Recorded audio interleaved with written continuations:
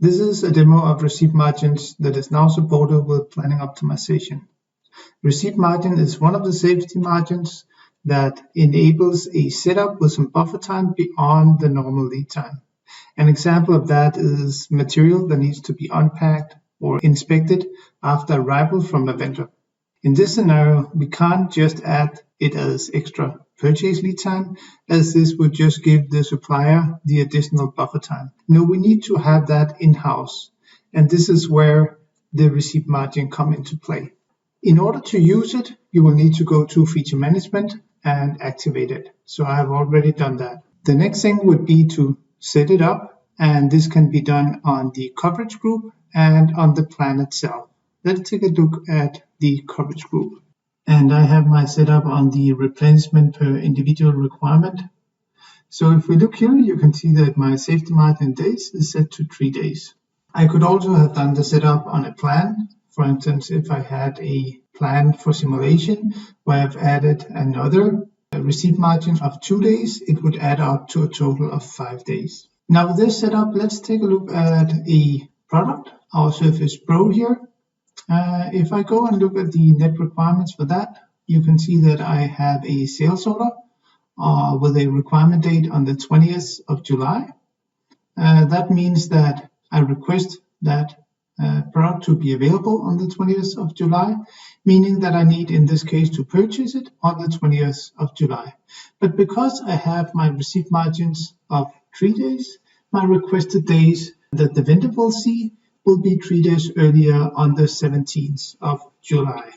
So this is the very simple scenario. So let's take a look at what we can do with calendars. So if we go to the master planning parameters, and here we can select the safety margin in days and set that to yes for the working days. This means that the margins are counting only the working days. So a margin of, in our case, 3 days, if the requirement is on a Friday, would be fine. That would still be 3 days because you would just start 3 days earlier in the week. However, if the requirement is on a Monday, you have the weekend in between, that would be closed, non-working days. So then it would have to start earlier. It would count a total of 5 days.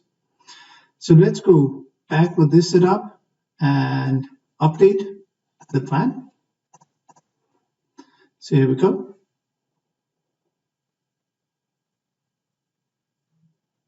So now you can see that the dates, the requirement date are still the same, but the requested date is now 2 days earlier due to the weekend in between, where in this case the calendar is closed. So now we have 5 days from the 15th to the 20th. Now let's try to go to the sales order and change the date.